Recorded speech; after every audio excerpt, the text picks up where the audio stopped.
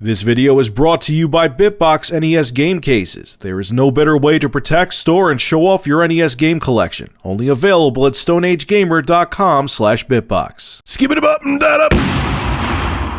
So Glenn Beck decided on his show to talk about how there was 4 suicides in the UK, and it just so happened they all played Call of Duty. And of course, he turns this into a shit show, talking about the dangers of video games. It's a fucking train wreck. Just watch for yourself. Dear God. The thing that I want to talk to you here is the conversation that we're not having. And the conversation that we're not having as a culture is the role of the internet and the busyness of our lives and these video games in particular. The coroner has expressed great concern over the violent video game Call of Duty after 4 teenagers who regularly played went to kill themselves. John Pollard claims the Certificate 18 game, which includes graphic scenes of soldiers killing each other, had featured in several inquests he had presided over. This is in England. He's a coroner. A warning came after a hearing in the death of a schoolboy, William Menzies, who was always playing the game. That's in quotation marks. Recording a suicide verdict at William's inquest, Mr. Pollard said, "I have to say, and this is after 3 or 4 inquests into deaths of teens, the Call of Duty game seems to be figuring in recent activity just before death, and it concerns me greatly." Oh my God. 4 people committed suicide and they were teenagers and they just so happened to be playing Call of Duty, which is one of the biggest franchises in video game history that millions upon millions of people play?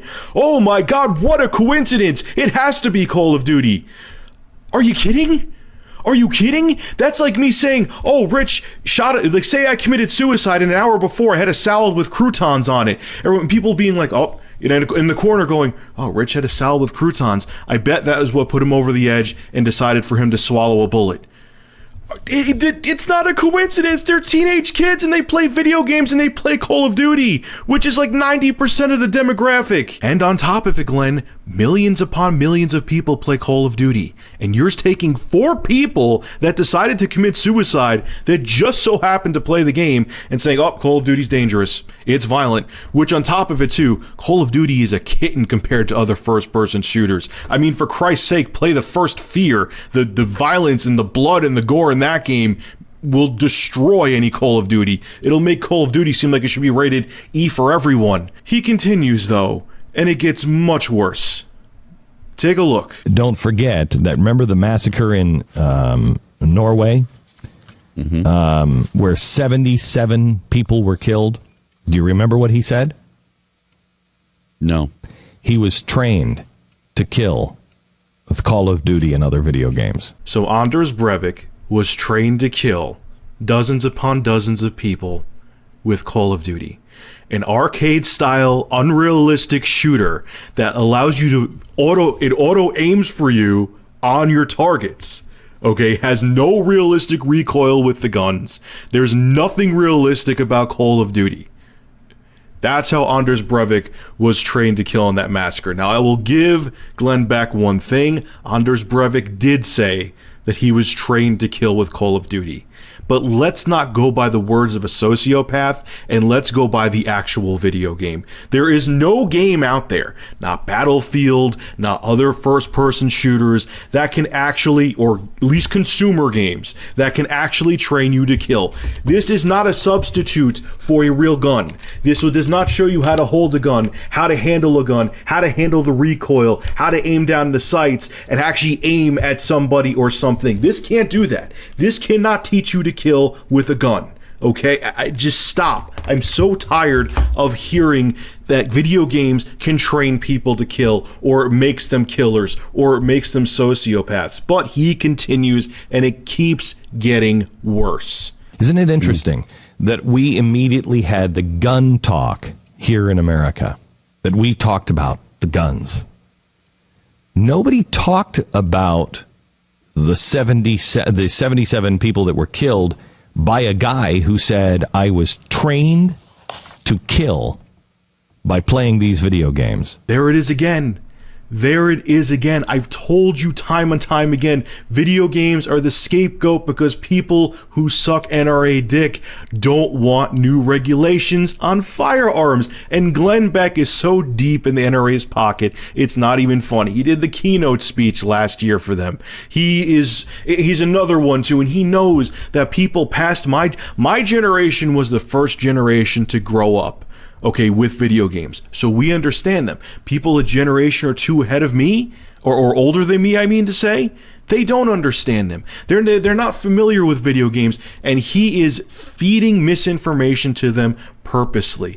Okay, he goes on, there's something else I don't have in here where he's talking to his son and he's like, son, video games are dangerous. They've never been tested or tried before. We don't know what they do to our brains. They could be brainwashing us. Even though there's studies, there were decade-long studies that they did research on kids that were gamers, and they said they proved that video games don't make kids violent.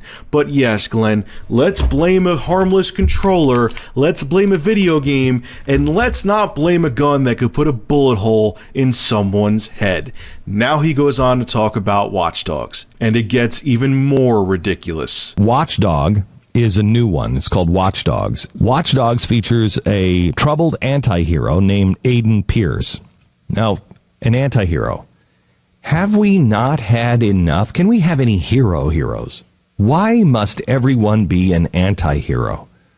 Why must everyone break the law and do the thing? Why can't we have a Superman? Why can't we have somebody who is doing the right thing, does the hard thing? Instead, everybody is an anti-hero. Glenn, are you serious? There's never true heroes in video games? Lego Marvel superheroes? Spider-Man, there was just the amazing Spider-Man 2 video game that just came out. And what about Batman? The Batman Arkham series, which is one of the most critically acclaimed video game series of all time.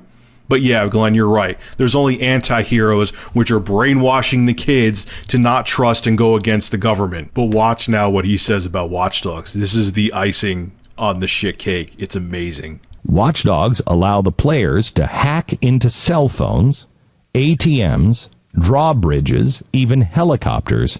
Through cameras and laptops and televisions, players can peer into someone's fictional files and bedrooms to wholly envelop the lives of others. The idea here is they're teaching you to hack and then become the ultimate voyeur in other people's lives, including their bedrooms, by hacking into their phones and everything that we talked about. When I said, hey, how many times you go to bed at night and have a conversation with your wife or other things at night, and you put your iPad or your phone in the docking station right there at the edge of your bed? This game is teaching people to hack in to whatever is docked in your bedroom. What the heck is wrong with us? Glenn, you're going to say with a straight face that Watch Dogs actually teaches you how to hack into a cell phone, how to hack into a computer, how to hack into electronic devices. You're going to say that with a straight face.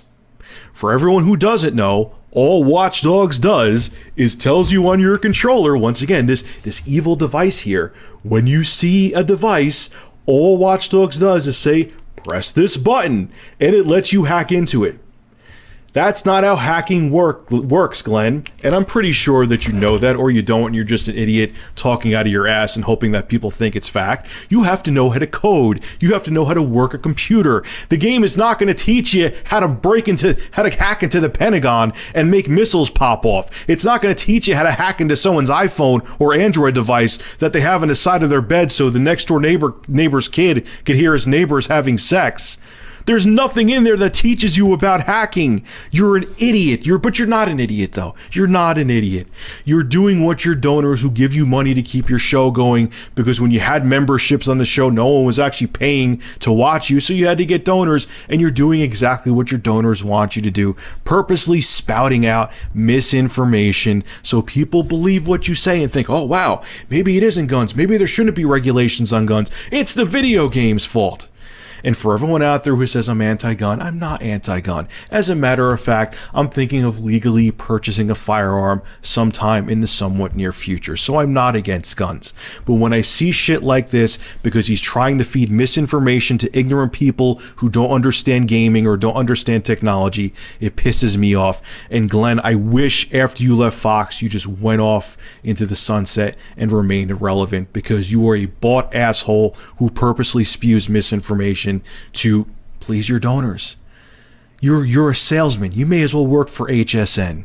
This is Rich of Review Tech USA, signing out. Have a good one.